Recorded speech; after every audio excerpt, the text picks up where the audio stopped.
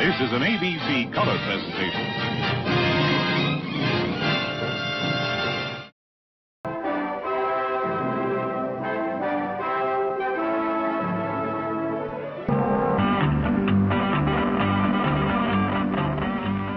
Nothing really unusual about Bob and Chuck. Just a couple of guys in the midst of the normal process of becoming adults. Certainly nothing to foreshadow the tragic events in which they were to find themselves, unless it was another group of young people from school. Frank and his group. They too had an interest. Lysergic acid diethylamide. LSD, acid, 25. Take your pick. It's equally dangerous under any name.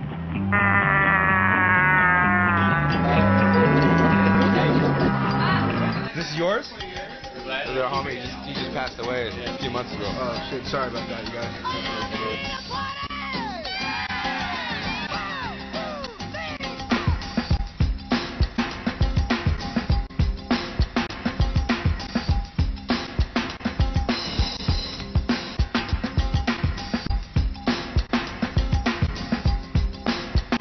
I wish I could be in the skateboard video.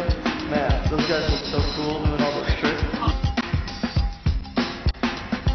Fuck you, you loser ass bitch. Ooh. No, but dude, I was down in Aruba, dude. I was getting like 3.5 grams of blow for $60. It was disgusting. And it was beautiful, beautiful Colombian shit, dude. Like most acid heads, Frank had a compulsion to turn others on.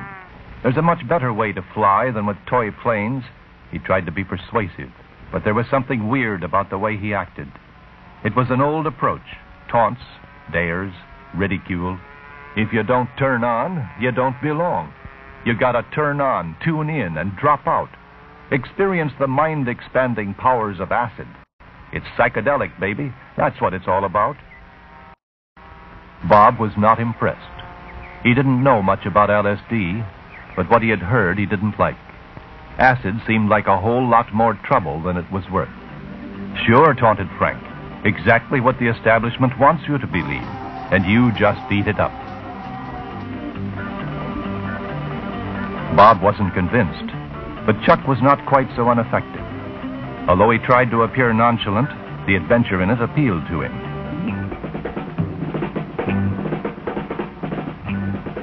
What if it really does give you a greater insight to yourself? At least we can try the stuff, Chuck argued. What harm can that do? Bob was adamant. It would just be a stupid thing to do. And for the first time, the boys had a real disagreement and went their separate ways.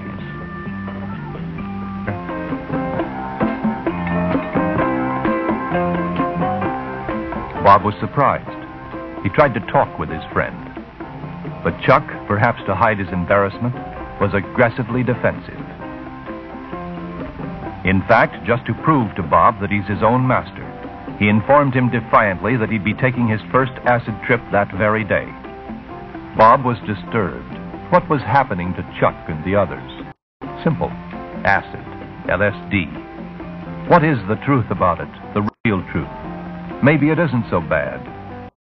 Bob decided to find out, not from being told by anyone else, pro or con. He'd make his own inquiries. Red light. And this has become a very dangerous pursuit here now.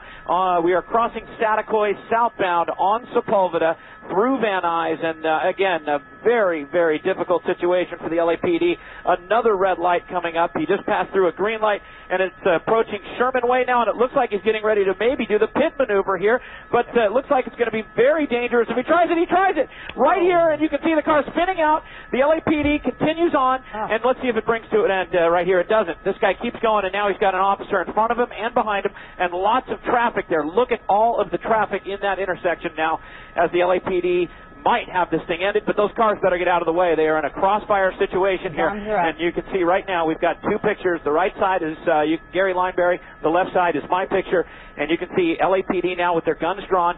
They did the pit maneuver. It was a risky move there. There was a lot of traffic, but they were able to spin this guy out and stop it right here at Sepulveda and Sherman Way. Suspect now door open, and he's got his hands in the air, guns drawn here. Gil will remind you that if there are any shots fired, we want to pull to a wide shot right away. This guy now complying with officers, now back up, but a very dangerous situation as this guy running red lights up and down the 5 freeway, off through Van Nuys, and now it looks... The best known is lysergic acid diethylamide, derived from a fungus that grows on rye grain. Pure LSD is very powerful. 1 ounce is enough for 300,000 average doses. Extensive experimentation has failed to establish a medical use for LSD, but study continues, and the legal supply of the drug is restricted for use in these carefully supervised research settings. How LSD works is not fully understood, but it seems to change the levels of 2 chemicals that regulate brain function, serotonin and norepinephrine. Researchers have observed changes in the brain's electrical activity. Whatever the mechanism of the change, its effect is to interfere with the brain's filtering and screening process. The senses are overloaded, responding to a flood of sights, sounds, smells, and other perceptions entering the brain in unfamiliar ways. Synesthesia, a crossing of the senses, is common. Sounds may be perceived as color, or color as odor.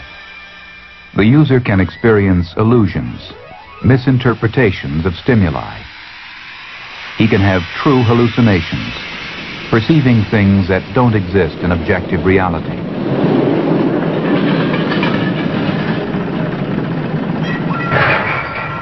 The user cannot control the sensations, and while they may be amusing or exhilarating, they can be frightening, and the inability to stop them may be extremely distressing.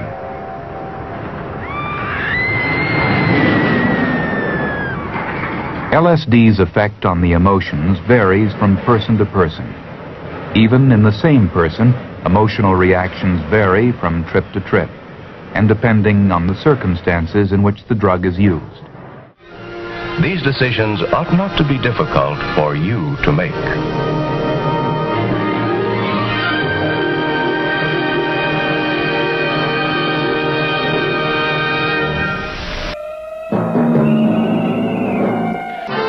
This has been a color production of the NBC television. CBS presents this program in color.